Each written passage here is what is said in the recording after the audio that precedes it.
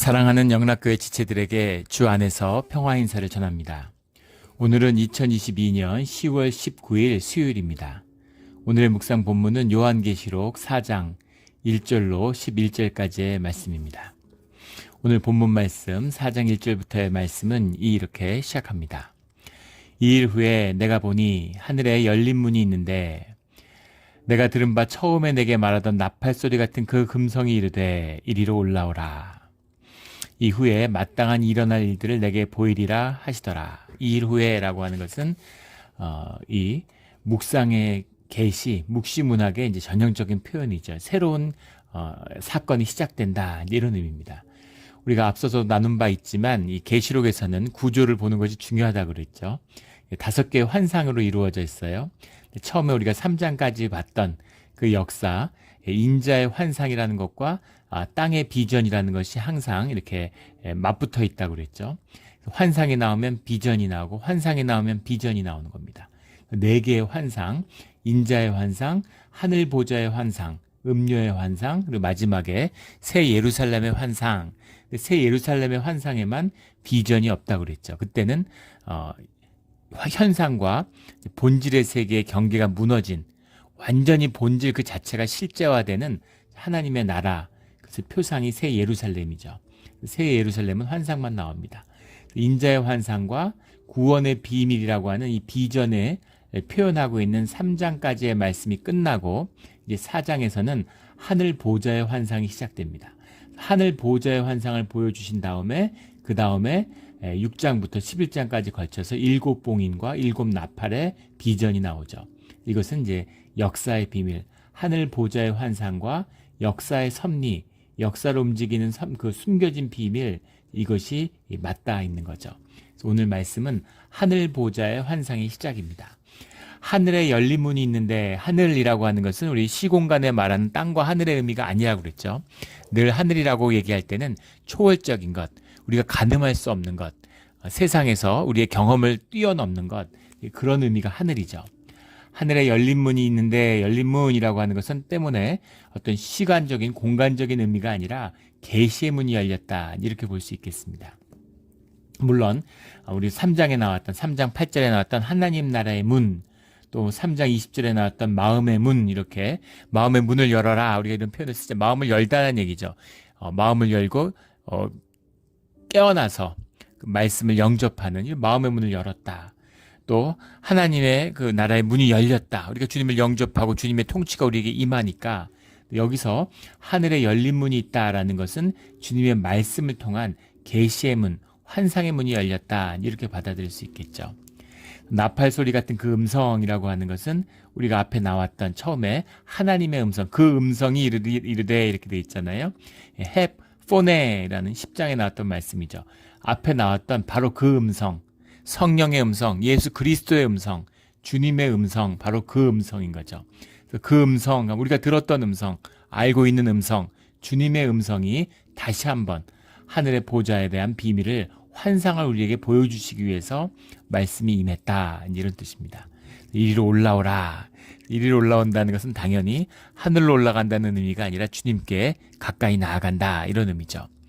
주님이 모세에게 신의 산으로 올라와라, 이렇게 말씀하시잖아요. 물론 신의 산이니까 현상적으로도 올라가는 것이죠. 그러나 그것이 꼭 높기 때문에 올라가는 것은 아닙니다. 한국에서 다 서울로 올라간다고 그러잖아요. 의정부에 있어도 서울로 올라가지 서울로 내려간다고 그러지 않습니다. 서울이 더 위도가 아래인데 그런 의미가 아니죠. 그 올라간다 내려간다라는 의미, 이것은 주님께 나아와라, 주님께 나아간, 주님은 높은 곳에 계신다라는 의미니까, 초월적인 의미니까 그것을 올라간다, 이리로 올라오라, 이렇게 말씀하시는 거죠. 이후에 마땅히 일어날 일들을 내게 보이리라 하시더라. 마땅히 일어날 일들, 이런 건 주님의 섭리 가운데 이미 하늘에서 성취된 일이 땅에서 이루어지는데, 아직 땅에서 이루어지지 않았지만 하늘에서 이루어지는 일들을 너에게 보여주겠다. 그 환상이라는 것은 비전을 통해서 성취되는 것이죠. 그 성취될 일들을 너에게 계시적으로 보여주신다, 이런 의미입니다. 2절에 내가 곧 성령에 감동되었더니, 우리 앞에서도 나왔던 말씀이죠. 엔 푸네우마티, 성령 안에 있다 이런 얘기입니다. 내가 뭐 정서적으로나 감정적으로 뭐 이렇게 되는 게 아니라 성령 안에 있다. 성령과 하나 되었다. 내 영이 성령과 하나 되었다. 이런 의미입니다. 영은 하나니까 내 영이 주님의 영에 삼키워졌다. 이런 의미죠. 보라 하늘에 보좌를 베풀었고, 왜 이렇게 번역을 했는지 모르겠는데 우리가 흔히 보좌를 베풀었다 이런 말을 쓰지 않잖아요. 보좌가 놓여졌다, 또 뭐 보좌가 세워졌다, 뭐 이렇게 말하는 게 더 맞지 않을까 싶습니다. 트로노스, 에케이토 이런 말입니다. 트로노스, 에케이토, 엔토, 에우라노 이런데 에우라노라는 게 하늘이잖아요. 그러니까 엔토 에우라노 그러면 in the heaven. 트로노스 이게 이제 영어의 트론의 어원이잖아요. 트로노스에서 그 보좌 그것이 에케이토라는 건 이제 셋이 되었다, 세워졌다, 보좌가 딱 놓여졌다 이런 말이죠. 그 보좌 위에 앉으신 이가 있는데 3절에 앉으신 이의 모양이 벽옥과 홍보석 같고 또 무지개가 있어 보좌를 둘렀는데 그 모양이 녹보석 같더라. 우리가 그 러그 미스티시즘이라는 것을 1장에서 나누었죠. 그 신학적으로 러그 미스티시즘 원래는 이제 셀틱의 이제 종교에서 온 용어인데 이렇게 뭐랄까 현상적으로 위험을 표현하는 거예요. 제가 우리 보잉 비행기 비유 들었었죠. 그 고대인이 보잉 747을 보면 뭐라고 표현하겠냐고. 뭐 머리는 고래 같고 뭐 독수리와 같은 날개 가졌는데 그 끝에선 불을 뿜고 용과 같이 불을 뿜고 이렇게 표현하지 않겠어요? 그 압도되는 그것을 표현할 방법이 없으니까 문학적으로 현상적으로 표현하는 것이죠. 그래서 이것을 이의 모양이라고 해석했는데 모양이라는 말이 맞지 않아요. 호모이오스, 호라세이라는 말인데 호모이오스라는 게 like, 호라세이라는 게 뭐 in appearance 이런 겁니다. 꼭 그렇게 보였다 이런 얘기예요. 쉐입이 아닙니다. 그런 쉐입을 가지고 있었다는 걸 묘사하려고 하는 것이 아니라 그것이 내게 그런 내 경험 안에 내 경험 속에서는 그렇게밖에 묘사될 수가 없어. 나한텐 꼭 그런 것 같아. 이런 느낌이 더 정확한 것이겠죠. 그래서 벽옥과 홍보석 같다고 해서 진짜로 벽옥과 홍보석 같은 모양이 벽옥과 홍보석 같아 라는 게 그 형태가 보석 같아 그런 의미가 아니라는 거죠. 이것은 상징적인 의미가 들어있다는 겁니다. 그럼 상징적인 의미가 무엇일까 하는 것은 정확히 알 수 없습니다. 여러 가지 뭐 해석들이 있어요. 초대 교부서부터 역사적인 해석들이 있는데 뭐 홍보석은 주로 이제 붉은색이라는 것은 이제 불을 상징하니까 거기서 따와서 뭐 진노를 상징한다. 병옥이라는 건 어떤 주님의 정결함, 그런 깨끗함을 상징한다. 뭐 이런 표현도 있고 또 무지개가 있어. 그럼 우리도 뭐 자연스럽게 떠올릴 수 있잖아요. 창세기 9장에 나오는 그런 뭐 언약의 성취, 구원의 성취를 의미한다. 뭐 이렇게도 볼 수 있는데 또 아니라 무지개라고 하는 것이 아우라라고 하죠. 후광, 신성을 상징하는 중세 같은 데 보면 주님을 나타낼 때는 사람의 형상을 가지고 있지만 인자와 같으신 분이지만 뒤에 이렇게 노란색 그 달덩이 같이 그 아우라를 표현하죠. 신성의 표현인 거죠. 신성을 뭐라고 표현하겠습니까? 현상적으로. 표현할 길이 없으니까 사람은 완전히 사람이신데 100%. 근데 신이시잖아요. 100% 주님이시잖아요. 그러니까 그걸 표현하기 위해서 아우라를 그리는 거죠. 이런 아우라다 이 무지개라고 하는 것은 주님의 영광과 존귀함의 상징이다. 이제 뭐 이렇게 표현하기도 하고 녹보석, 녹색이라는 그린이라는 것이 은혜를 상징하기 때문에 녹보석은 은혜다.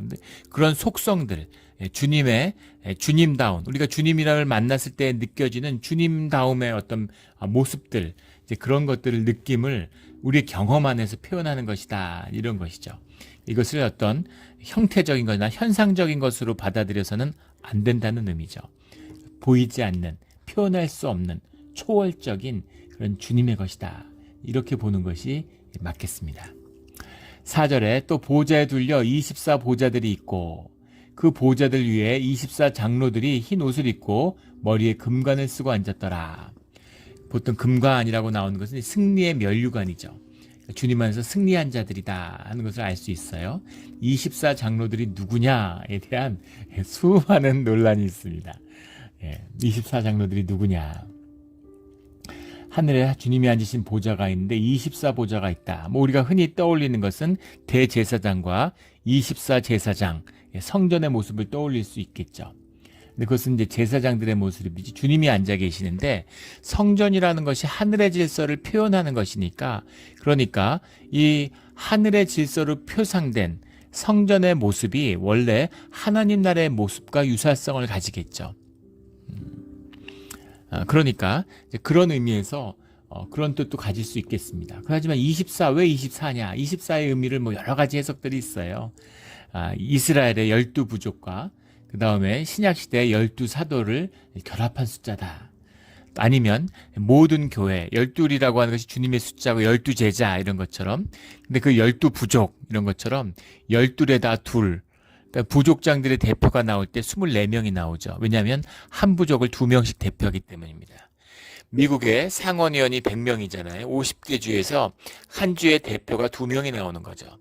요즘은 그럴 일이 없겠지만 예전에는 대표성을 가지는데 한 사람이 가서 엉뚱한 소리 하면 안 되잖아요. 예. 옛날에 간접 투표를 하는데 주의 의사를 가지고 한 사람이 가면 그 사람이 A라는 답을 받았는데 가서 B라고 얘기하면 안 되니까 증인되는 의미죠. 둘을 보내는 겁니다. 대표를. 둘이 가면 확실하잖아요. 둘이 서로에 대한 증인이 되는 것이죠. 그래서 그런 모든 교회를 대표하는 12 곱하기 2로 24가 되었다. 뭐 이런 해석도 있습니다. 또 유대의 12지파와 그에 대변되는 이방의 12국가, 이 12라는 게 정확히 숫자적으로 12이라는 게 아니라 모든 이방, 모든 유대를 상징하는 것의 결합이다. 또 우리 앞에 나누었던 것 24 제사장의 반열을 의미하는 것이다. 아니면 이것이 주님 뒤에 있고 주님 옆에 보좌에 앉은 이들이기 때문에 천사장들을 의미한다. 그 7만 2천의 하늘나라의 천사들을 통괄하는 24의 천사장이다. 뭐 이런 해석들도 있습니다. 그런데 또 뭐 종교학자들, 종교사회학자들은 이것이 바벨론의 24성자에서 왔다. 바벨론의 왕국에 가면 바벨론의 왕이 앉아 있고 그 옆에 바벨론 국가라는 게 세계 제국이잖아요. 그래서 그 지역의 여러 왕들을 복속했기 때문에 페르시아도 마찬가지고 중앙에 왕이 앉고 그 옆에 이제 황제가 앉고 옆에 왕들이 앉는 거죠. 그 뭐 아시아도 마찬가지죠. 뭐 청나라 제국이잖아요. 황제가 있고 그 밑에 왕자들도 왕이고 몽골의 왕이 있고 뭐 조선의 왕이 있고 베트남의 왕이 있고 이런 것이죠. 그런 의미에서의 이 바벨론의 24성자를 반영한 것이다. 뭐 이런 종교사회학적인 해석도 있습니다. 정확한 뜻은 알 수 없지만 분명한 것은 주님을 섬기는 자들이고 주님의 영광에 참여하고 있는 자들이다라는 것은 알 수 있겠죠. 주님의 말씀을 듣고 또 주님과 함께 그 사역과 영광과 임재에 동참하는 자들이 있다. 그런 뜻으로 이제 받을 수 있겠습니다. 5절에 보좌로부터 번개와 음성과 우레소리가 나고 번개와 음성과 우레소리라는 것도 주님의 음성, 표현할 길이 없는 압도적인 주님의 말씀의 임재, 주님의 말씀이시니까 우리가 경험하는 우리가 시각적으로 주님을 보지만 사실은 그 이상이죠. 사람들은 가시광선 이런 거 볼 수 없잖아요.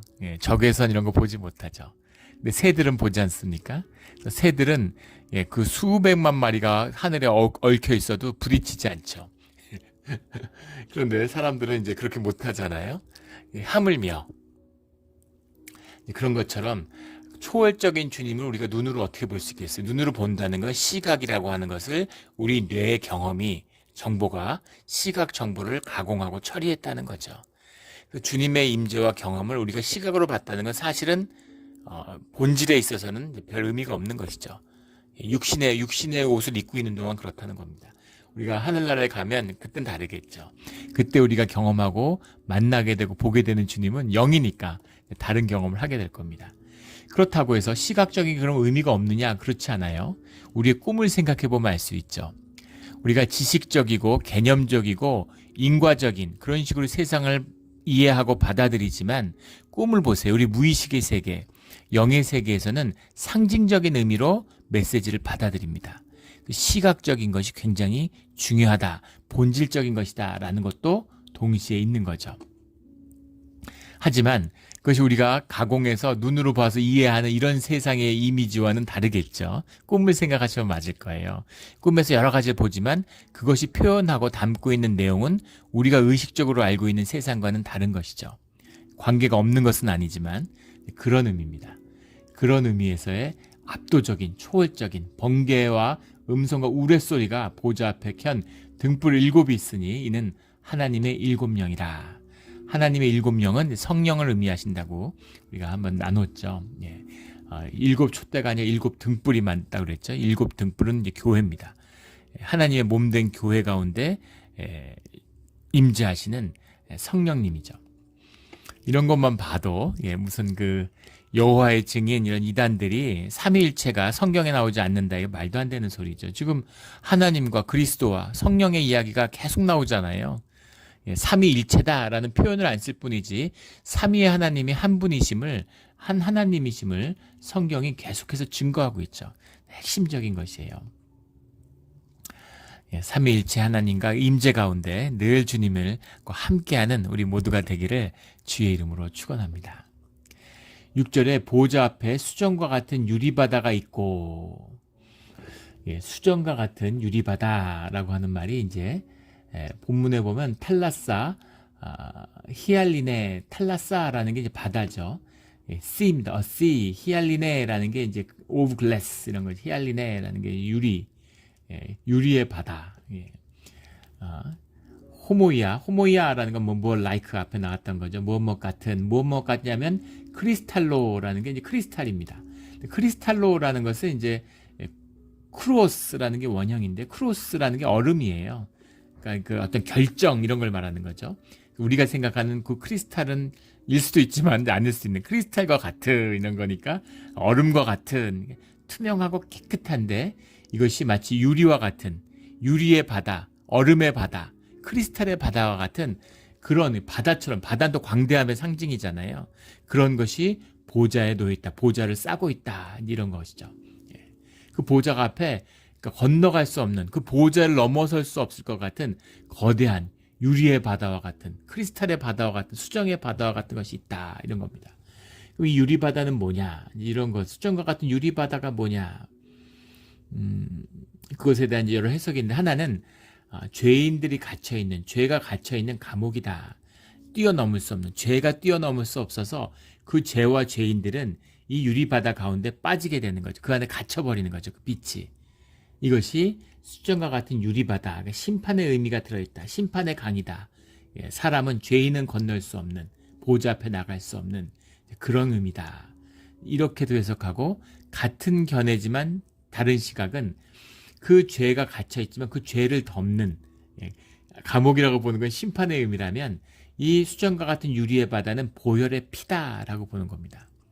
보혈의 피가 죄를 덮고 있는 것이다. 죄는 주님 앞에 나갈 수 없지만 24장로와 같이 상징하는 것처럼 주의 이긴 자들, 승리의 보좌관을 받은 자들은 주님의 보혈의 그 은혜로 이 유리바다를 건너가는 것이다. 이렇게 해석하는 거죠. 또 일리가 있죠. 초대 교부들의 해석 가운데 다 있는 것입니다. 또 하나는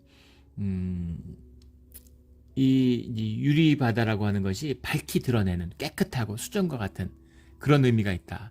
그러니까 그 바다 안에 있는 모든 것 너무나 깨끗해서 우리가 깨끗한 바다를 보면 그 뭐 남태평양 이런 게 뭐 사진 같은 데 나오는데 보면 그 바다의 바닥이 다 보이잖아요. 그런 것처럼 이 수정이니까 이게 너무 깨끗한 얼음의 바다, 유리의 바다니까 그 안이 깨끗이 드러나 보여서 숨길 것이 없는 우리의 죄성, 우리의 마음, 우리의 삶 뭐 하나 감출 수 없는 주님 앞에 온전히 그냥 다 드러나 버리는 그것을 표상하고 있는 것이다. 다 일리가 있는 이야기죠. 이게 정확히 무엇인지를 어떻게 알겠습니까? 그런데 주님 앞에 가면 감출 것이 없고 죄가 주님 앞에 나아갈 수 없고 또 은혜가 있어야 앞에 나아가는 것이죠. 그 모든 의미가 다 통한다라고 볼 수 있겠습니다. 근데 그 보좌 가운데와 보좌 주위에 보좌와 그 보좌의 주변에 이런 말이죠. 내 생물이 있는데 눈들이 가득하더라. 내 생물이 뭐냐 이런 거에 대해서도 많은 주석들이 있어요. 내 생물이 뭘까? 모든 피조물의 상징, 사라는 것이 이제 땅의 완성의 의미이기 때문에 모든 피조물을 의미하는 것이다. 모든 피조물이 를 상징하는 주님이 만드신 모든 것이 그 앞에 주님의 주변을 둘러싸고 있는 것이다. 뭐 이런 해석도 있고 또 전통적으로는 교부 신학들, 초대 교회 감독들이었던 교부들은 이것을 사복음이다 이렇게 의미했습니다. 사복음서를 상징하는 것이 이 내생물이다 뭐 이런 해석도 했고, 이것이 신약 시대에 4명의 사도를 의미하는 것이다 이런 해석도 있습니다. 4명의 사도라고 하면 주님과 변화산에 함께하는 전우조처럼 이 12명의 제자들이 3인 1조로, 우리 군대 가보신 분들은 알 거예요. 내무반에 가면 전우조라고 해서 3인 1조씩 한 분대에 9명 또는 뭐 12명, 그러면은 이걸 한 그 전우조 이래서 3명씩 묶잖아요. 3명이 함께 다니는 거죠. 그래서 이제 겨울에 추우면 모포를 3장으로 이제 겹쳐가지고 셋이 같이 누워 자잖아요. 한 이불 안에서. 전우조죠. 그런 것처럼 이 12명의 제자들도 3인 1조로 다녔는데, 움직였는데, 그 중에 한 조가 대표적인 게 이제 베드로, 요한, 야고보인 거죠. 그래서 이 3명의 사도에다가 뒤에 3+1이죠. 예, 사도행전의 주인공으로 떠오르는 바울 사도가 있는 거죠. 예, 그래서 천국의 열쇠를, 로마의 교회에 가면 로마 교회 상징에 조각되어 있는 베드로 성당에 보면 베드로와 바울이 천국의 열쇠를 들고 문 양옆에 서 있잖아요. 예, 그래서 이제 중세에는 천국에 가면 제일 먼저 만나는 게 천국 문 앞에 서 있는 베드로와 바울 사도다. 뭐 이렇게 이제 이야기했던 것이죠. 베드로, 요한, 야고보, 바울을 의미하는 것이다. 뭐 이런 해석도 있습니다. 그러나 정확히는 알 수 없죠. 근데 첫째 생물은 사자와 같고, 7절에 보면 둘째 생물은 송아지 같고, 셋째 생물은 얼굴이 사람 같고, 넷째 생물은 날아가는 독수리 같은데, 얼굴이 송아지 얼굴이고 얼굴이 사자 얼굴이고 그런 것은 아니겠죠. 이것도 이제 속성을 의미하는 건데, 사자와 같고 송아지 같다는 게 무엇일까? 이것에 대해서도 많은 해석들이 있습니다. 사자는 왕권을 상징하고, 송아지는 손의 힘이잖아요. 우직함, 충직함과 힘을 상징하고, 또 사람은 사람과 같고 인자와 같으니 하는 것처럼 주님의 형상, 영을 상징하는 것이고, 또 날아가는 독수리라는 것도 이제 왕권의 상징이기도 하지만 보통 위엄, 그리고 빠르잖아요. 하늘을 날아다니까. 그러니까 신속함, 이런 것을 상징해서 주님의 임재와 신적인 어떤 속성을 상징하는 것이다. 근데 그것도 뭐 일리가 있겠죠. 문제는 정확히는 알 수 없다는 겁니다. 왜냐하면 환상 가운데 본 주님의 어떤 속성이니까 여러 가지 해석이 가능한 것이겠죠. 8절에 네 생물은 각각 6날개를 가졌고, 이사야서 6장에도 나오고 에스겔서 10장에도 나오는 환상이죠. 당연히 요한도 유대인이고, 그 에스겔서나 뭐 이사야서 이런 것에 영향을 받고 말씀을 듣고 자랐겠죠. 그러니까 이런 신성에 대한, 초월에 대한 정보가 있을 겁니다. 그러니까 하나님의 임재를 직접 만났을 때 그것의 표현을 이렇게 담는 거죠. 이렇게 담아야 사람들이 이해할 수 있는 거예요. 이 개념의 문제라는 겁니다. 우리 앞에 서서 예전에 나눴죠. 보잉 747 얘기처럼 지금 사람들은 보면 저 보잉 747인데 787인데 777인데 구분은 가잖아요. 형태만 보고. 고대인이 보면 그걸 구분할 수 있습니까? 그러니까 고래와 같고, 용같이 불을 뿜고 하늘을 나는데, 불을 뿜으며 하늘을 나는데 독수리와 같이 날개를 펼쳤는데, 뭐 이렇게 표현하는 거죠. 경험의 문제라는 겁니다. 현상의 문제, 어떤 그런 쉐입의 문제가 아니라는 거죠. 근데 그것이 속성을 담고 있는, 마음의 감동을 받고 깨달음이잖아요. 그걸 표현할 길이 없는 거죠. 이게 계시의 비밀이에요. 주님의 말씀을 내가 들었어. 내가 주님의 말씀을 들었는데 주님의 말씀은 온전하고 완전하죠. 문제는 그 계시를 담는 내 그릇은 불완전하다는 겁니다. 내 경험은 제한적이라는 거예요. 예전에 이제 신학교에 이제 그 전도사님이 계신데 그런 질문을 해요. 목사님, 그러면서 우리가 진리의 말씀 성경을 붙들고 있는데 왜 우리가 역사를 배우고, 우리가 왜 교양을 쌓고 철학을 배우고 왜 그래야 되는 겁니까? 이제 그러는 거죠.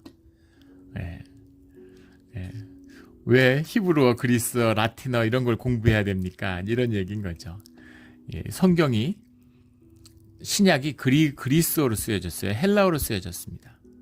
구약은 히브리어로 쓰여졌죠. 그러면 예수님이 그리스 말로 말씀하셨나요? 아니죠. 사실 예수님은 아람어로 말씀하셨습니다. 그러면 아람어가 하나님의 말인가요? 하늘의 말씀인가요? 아니죠. 인간으로 오시고 유대인들 가운데 그 시대에 시리아 지역의 방언으로 그 아람어가 히브리어보다 더 익숙한 자들이었기 때문에 아람어로 말씀하신 거죠. 네. 또 그 아람어를 쓰는 지역에서 자라셨고 그 경험을 긍정하시는 겁니다. 이 땅에 오신 이유죠. 그런데 하나님의 말씀이 온전하고 기도를 해서 듣지만 그것을 담는 내 그릇은 불완전한 거잖아요. 그러니까 그 지경을 넓혀야 되는 거죠. 그걸 담는 그릇을 견고히 만들어야 되는 거죠. 그래서 공부를 해야 되는 것이고 교양을 쌓아야 되는 것이고 역사를 알아야 되는 것이고 그런 것입니다. 그 비밀이에요. 깊은 귀 있는 자는 들을지어다. 우리 주님의 말씀을 풍성히 담아내고 누릴 수 있는 우리의 삶의 그릇들이 되기를 주의 이름으로 축원합니다. 그 네 생물이 6날개를 가졌다라는 것은 신속함을 상징하는 것이겠죠. 에스겔서에서는 4개의 날개를 가졌는데 6날개를 가졌다. 그러니까 신속히 이동하는 그런 의미가 있을 겁니다. 그 안과 주위에는 눈들이 가득하더라. 그리고 우리가 언뜻 떠오르면 굉장히 이제 사실은 징그럽고 끔찍한 이미지가 떠오를 수 있겠죠. 눈이 막 수없이 많은데 그런 게 아니라 눈들이 가득하다라고 하는 것은 통찰, 어떤 지혜 이런 걸 상징하는 거죠. 모든 걸 알고 살필 수 있는 그런 하늘의 지혜가 가득했다. 모든 걸 다 안다. 이런 의미입니다. 그들이 밤낮 쉬지 않고 이르기를 거룩하다, 거룩하다, 거룩하다. 이 거룩하다 3번을 하는 것은 이제 유대적인 문학적인 표현이죠. 묵시 문학의 최상급입니다. 아우 좋아, 너무 좋아. 좋아, 좋아, 좋아. 이래야 가장 좋은 것이죠. 3번을 반복하는 것은 완성이에요. 가장 거룩함을 표현하는 길입니다. 주 하나님 곧 전능하시니여 전에도 계셨고 이제도 계시고 장차 오실리니라. 알파와 오메가가 되시는 처음과 끝이 되시는 시간을 초월하신 주님 이런 의미죠. 그 생물들이 9절에 보면 보좌에 앉으사 세세토록 살아계시는 이에게 영광과 존귀와 감사를 돌릴 때 돌린다라는 게 도소신이라는 말인데 영어로 하면 그냥 기부입니다. 드린다는 의미예요. 도가 방향이고 소신이라는 게 기부, 드린다는 의미인데 이 드린다는 의미를 돌릴 때라고 해석하는 이유는 영광과 존귀와 감사가 주님이 우리에게 주신 것이기 때문이죠. 그래서 주 안에 있을 때 영광과 사람이 영광을 누려요. 복되게 되고 존귀해지는 겁니다. 존귀함의 비밀이에요. 우리가 하나님의 형상에 따라 만들어졌기 때문에 존귀함과 영광을 누리고 싶은 거예요. 높아지고 싶은 겁니다. 근데 육신을 입고 있고 높아지는 길이 보이지 않아요. 어떻게 영을 높일 수가 있을까요? 그러니까 사람들이 온갖 걸 가져다가 꾸미고 무슨 자기를 둘러치고 나뭇잎을 덮고 이러는 거잖아요. 근데 그럴수록 점점 더 천해지는 거죠. 이게 본질과 현상의 비밀입니다. 김일성이 보세요. 지금 시진핑이 중국의 독재자 시진핑이 3기 연임을 하는데 시진핑주의가 어떠니 이러면서 자기를 완전히 막 우상화하고 높이는 거죠. 근데 재밌잖아요. 높일수록 점점 더 추락하는 겁니다. 점점 더 천박해지고 점점 더 싸구려가 되는 거죠. 북한 보세요. 북한에 동상이 몇만 개 된다는 거 아니에요? 세계에서 가장 가난한 나라 중에 하나인데 금을 가져다가 그 금칠을 하고 굶어 죽으면서 김일성 동상, 김정일 동상에다 금칠을 하잖아요. 금칠을 하면 사람이 높아지나요? 점점 더 추악하고 천해지는 거죠. 누구라도 경멸하는 아유 저놈들, 아유 저 나쁜 놈들 손가락질을 받잖아요. 웃음거리가 되는 것이죠. 이것이 세상의 비밀이죠. 주님과 함께 할 때만이 우리가 존귀함을 얻는 것이에요. 자녀의 비밀입니다. 사도들을 보십시오. 예수님이 그것을 보여주셨죠. 모든 영광과 존귀의 근원이 되시는 겁니다. 예수님의 발이 닿았던 곳은 다 성지예요. 성스러움의 비밀이죠. 영광 비밀입니다. 주님과 함께 했던 제자들은 다 성인이 됐어요. 주님에게 손에 닿았던 물건들은 다 성물입니다. 롱기누스의 창이라고 예수님의 옆구리를 찔렀다고 하는 진짜는 아니겠죠. 그런데 예수님의 옆구리를 찔렀다고 믿는 그 롱기누스라는 사람이 찔렀다는 거 아니에요. 백부장의 창이 되는데 그걸 가진 자들은 왕이 된다. 롱기누스의 창을 역대 프랑스 왕, 뭐 신성 로마 제국의 황제 이런 사람들이 그걸 가졌다고 그러죠. 마지막으로 그걸 가졌던 자가 이제 히틀러라고 하는데 그 뒤에는 누가 가져갔는지는 이제 모른다 그럽니다. 그런 것이죠. 그 존귀함의 비밀이 주님께 있다라는 사실을 보여주고 있는 성이, 토리노의 성이 주님을 덮었던, 시신을 덮었던 그 속이 토리노의 성이라고 하잖아요. 그런 것이죠. 성스러움의 비밀, 그것이 이제 주님에게 있는 것이죠. 물건에 있는 것이 아니죠. 물건이 뭐가 성스럽겠어요. 사람이 무슨 성인이 어디 있습니까? 성인이 말이 됩니까? 그런데 주님과 하나 될 때, 주님께 가서 닿을 때 성스러움을 입게 되는 거죠. 감사도 마찬가지라는 겁니다. 우리에게 감사가 없어요. 우리가 주님과 함께하는 비밀이 감사인데 그 감사가 주님과 함께하는 비밀입니다. 주님을 만나면 감사한 거예요. 주님의 영이 우리와 함께 하느냐 안 하느냐를 아는 비밀은 우리의 심령 가운데 감사함이 있느냐 없느냐는 겁니다. 주님이 함께하고 우리의 영이 살아나면 감사함이 있어요. 바닷가에 이렇게 바다를 보는데 눈물이 쭉 나는 겁니다. 너무 감사해서.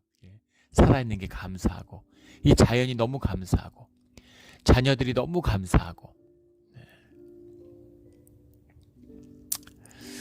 너무 감사한 거죠. 근데 이 감사 이러면 주님을 잃어버리고 거짓 에고에 붙들리고, 에고에 붙들리면 불만과 불평이 끊이지 않잖아요. 모든 게 다 내 마음에 안 들죠. 성령의 임재가 소멸하면, 에고에 붙들리면 교회에 오면 불평투성이죠. 이것도 마음에 안 들고 저것도 마음에 안 들고 저 사람도 마음에 안 들고 이 사람도 마음에 안 들고 그런 것이죠. 이 감사의 비밀, 존귀의 비밀, 영광의 비밀입니다. 영광과 존귀와 감사를 영원한 주님께 늘 돌리는 주의 자녀들이 되기를 주의 이름으로 축원합니다. 10절에 24장로들이 보좌에 앉으신 앞에 엎드려 세세토록 살아계시는 이에게 경배하고 자기의 간을 보좌 앞에 드리며 이르되 우리 주 하나님이여 영광과 존귀와 권능을 받으시는 것이 합당하오니 주께서 만물을 지으신지라 만물이 주의 뜻대로 있었고 또 지으심을 받았나이다 하더라. 관을 드린다는 것은 주님에 대한 온전한 헌신이죠. 엎드려라고 하는 거 프로소온타이 페손타이라는 말인데, 페손타이가 엎드리다라는 게 예배드린다는 말이 구약도 마찬가지죠. 엎드려 절한다라는 게 경배한다, 같은 말입니다. 근데 경배하고라고 이제 구별지은이 해석은 프로스 쿠네소신이란 말인데, 프로스 쿠네소신이 붙은 건데 프로스라는 것이 앞에라는 말이고 쿠네소라는 말이 쿠네오라는 말에서 왔는데, 쿠네오라는 말이 이제 키스라는 의미입니다. 이렇게 높은 사람한테 자기를 이제 이렇게 높이는 의미로, 존경의 의미로, 굴종의 의미죠. 존경의 의미로, 굴신의 의미죠. 우리 중세나 뭐 현대도 그런 게 있잖아요. 뭐 이게 왕실, 유럽의 왕실 이런 데 보면 이렇게 손을 이렇게 내밀면 이렇게 한쪽 무릎을 꿇고 이렇게 손등에다가 키스하잖아요. 그게 프로스 쿠네소신입니다. 또 옛날 중세 같은 데 더한 거죠. 로마 시대 때는 실제로는 손등에 이렇게 발을 꿇는 게 아니라 완전히 바닥에 엎드려 가지고 발등에다가 키스를 했다고 그러죠. 근데 이것이 이제 프로스 쿠네소신인데, 이것도 경배하다, 예배하다 이런 의미입니다. 엎드려 또 경배하고, 이게 주님 앞에 온전한 주님만을 높이는. 왜 주님만 높일까? 나도 좀 높아지면 좋을 텐데. 내가 높아지면 낮아지는 거고, 주님만을 높일 때 주님 앞에서 존귀함을 자녀가 누리는 겁니다. 아버지가 회사 재벌의 회장님이에요. 그러면은 그 회사에서 아들이 얼마나 높아짐을 받겠습니까? 좋은 비유인지 모르겠는데, 아버지가 왕이에요. 근데 내가 왕자야. 아버지가 높아질수록 내가 높아지는 거죠. 근데 내가 왕돼야 되겠어. 그리고 아버지를 막 왕권을 파괴해, 왕국을 파괴해. 그러면 자기도 추락하는 것이죠. 그런 것입니다. 주님을 높이는 길이 우리 주의 자녀들이 존귀함을 받는 비밀이다라는 것이 이 주님에게 존귀와 영광을 돌리며 예배하는 비밀이죠. 이 비품 비밀을 깨달아 이 초월의 주님을, 우리의 현상에 매몰되고 육신에 매몰되는 것이 아니라, 현상을 쫓으니까 바쁘잖아요. 현상은 계속 변하니까 현상을 맞춰야 되고 세상을 따라가야 되고 뭔가 새로워야 되고 정신이 없고 바쁜 거죠. 그런데 본질은 변하지 않아요. 사람은 달라진 게 없습니다. 주님이 변치 않으시는 것처럼. 그래서 본질을 붙드는 자들은 늘 평화가 있고 안식이 있는 것이죠. 이 깊은 은혜를 붙들고 놓치지 않는 그런 우리 모두가 되기를 주의 이름으로 축원합니다. 아멘. 기도드리겠습니다. 하나님 아버지 감사합니다. 우리 요한에게 주님이 허락하셨던 이 계시의 문, 하늘의 보좌의 환상을 오늘 우리가 다시 보게 되기를 원합니다. 주님, 이 역사에 흐르는 숨어있는 깊은 주님의 뜻을 만나서 인생을 낭비하지 않고 인생을 헛되이 떠내려 보내지 않고 주님의 뜻을 사는 그런 귀한 주의 성도, 주의 자녀가 되게 하여 주시옵소서. 오늘 하루를 주님께 올려드립니다. 주님, 오늘 하루의 주인이 되어주시고 우리의 주인이 되셔서 오늘의 삶을 주관하여 주시옵소서. 그것이 가장 복되고 귀한 것임을 저희가 믿습니다. 감사하며 예수 그리스도 이름으로 기도드렸습니다.